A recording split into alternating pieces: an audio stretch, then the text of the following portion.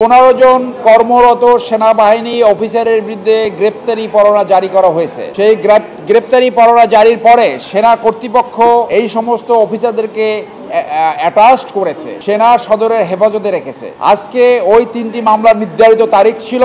আজকে এই তারিখে তারা আইনের প্রতি শ্রদ্ধাশীল হয়ে আদালতে আত্মসমর্পণ করেছে এবং আদালত আমাদেরকে অনুমতি দিয়েছে ওকালতনামা স্বাক্ষর করার। আমরা 3টি আবেদন প্লেস করেছি। আবেদনগুলো পরবর্তী ডেটে শুনানি হবে। তার ভিতরে একটি জামিনের পিটিশন আছে, প্রিভিলেজ কমিউনিকেশন এবং তাদেরকে যাতে সাব জেলে রাখা হয়, সাব জেলের ব্যাপারটি জেল কর্তৃপক্ষ দেখবেন এবং আগামী ডেটে যারা পলাতক আছে তাদের জন্য পত্রিকা রিপোর্টের জন্য একটা ডেট আছে এবং নর্মাল ডেট আছে 20 নভেম্বর পরবর্তী ডেট। এখন তাদেরকে সেনানিবাসে যে সাব জেল ঘোষণা করা হয়েছে সেখানে নেওয়া হবে।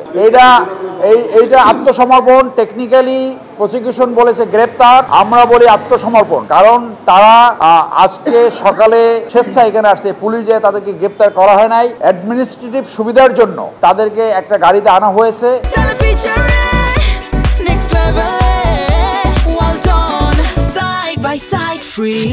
নিরাপত্তা এবং প্রশাসনিক সুবিধার কারণে এই ফ্যাসিলিটিটা ব্যবহার করা হয়েছে। তারা প্রকৃতপক্ষে আত্মসমর্পণ করেছে। সেটা আদালতে, এখন তারা আত্মসমর্পণ করেছে, এ ব্যাপারে আদালত অর্ডার দিবে।